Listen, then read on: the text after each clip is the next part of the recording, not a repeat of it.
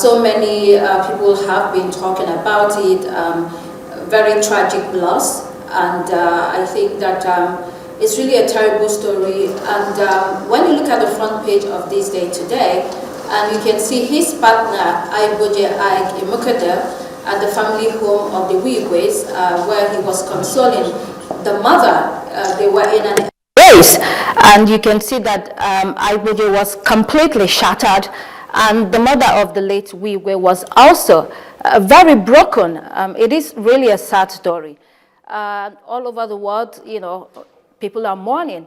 But we also have the story that a succession has happened. Someone has been named as the acting CEO.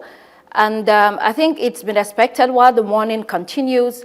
There cannot be a void at the bank. And the person that has been appointed has nearly 3 decades experience and is the most senior executive director in that company.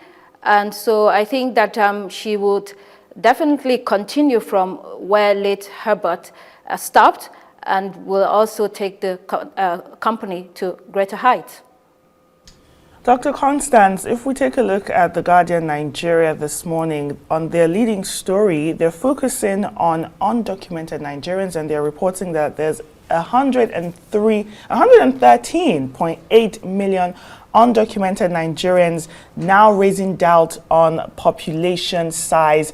And I'm sure you've seen the paper, the infographics there on the growth, the 30% growth in 10 years. Also the UN projection that about in 2050, there will be 400 million people in Nigeria, Dr. Constance.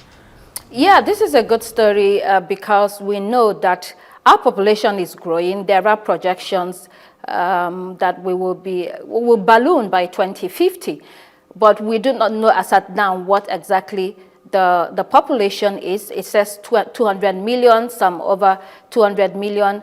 We know that accurate data is very important for planning purposes, to facilitate provision of services to people. There have been different ways that the government is trying to document people. We have the NIN, we have the BVS, we have the SIM registration, we have passport insurance, all sorts of ways, but this hasn't helped.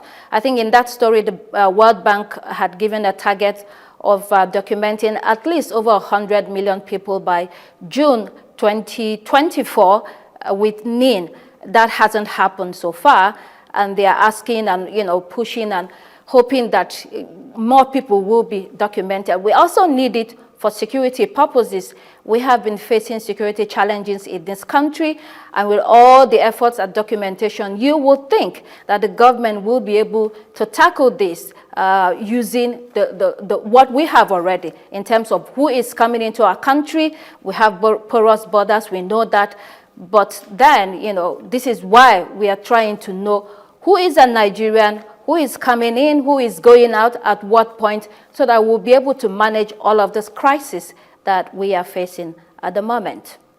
Dr. Constance, I mean, nothing is more ridiculously dangerous than not knowing how many people we are in the country. I mean, how is the government even planning? I have so many questions about the botched national census during the twilight of the Buhari administration, but let's pick up the front of the Daily Telegraph this morning because it's focusing on the current crisis of the country, and you have the opposition speaking. The opposition governors of the PDP met yesterday, and they are saying that Nigeria is heading towards the direction of Venezuela. If our producer can pull up the New Telegraph this morning. And I just wanted to ask you, Dr. Ikokwu, do you think that these are valid comparisons by the PDP governors in your view? It may not be exactly, but we might be getting there. What the PDP governors have said is nothing new. We already know that we are facing deep problems in the country. The interesting thing is that I think the government now is hearing what people are saying. Yesterday, we had the special advisor to the president on information and strategy, Bayo Ananoga. He was on a rise, and he had a very mellow tone, really mild and conciliatory, insinuating that the government is open to working with the opposition and anybody who can help it to advance, the country. And this struck a very different tone from during the elections, if you know Bayo.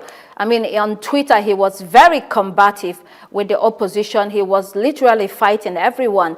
And he said some things that were very inflammatory and which people considered that it shouldn't have come from someone as educated and enlightened as him, and also a journalist with so many years' experience.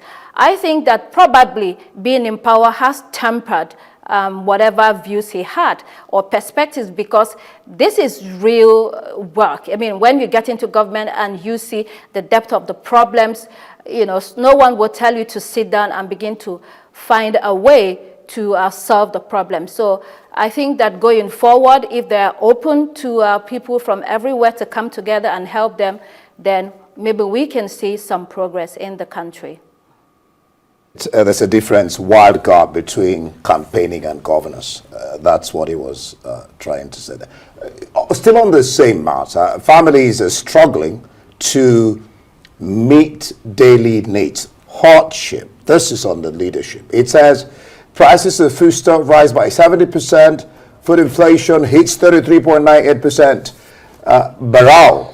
Barao actually tells Tinubu, hails Tinubu over release of grains. You want to talk more on this? And then, of course, the fuel subsidy removal, we now know better. PDP governors are saying that. Yes, the release of grain is one step that the government is taking towards solving this problem, but that is not enough. I think, again, to what the PDP governors were saying, we're trying to see that the country does not completely descend into a hellscape. We are getting there. It's close every day when you listen to people. You hear the conversations on dinner tables, in buses, on the streets, in offices. People are really struggling to earn a living, to make ends meet, to even eat.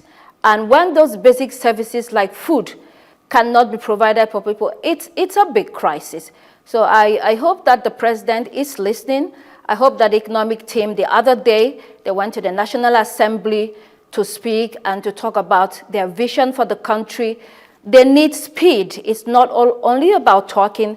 At this point in time, we need speed, and there should be accuracy in what they are doing. They should also know what they are doing. It's not a try and error period. No, that time is gone. This time is you have to know what you're doing and then go on with the plan, and hopefully we can see some change in a couple of months. Thank you so much, Dr. Constance Ikokwu, for joining us this morning and for your brilliant analysis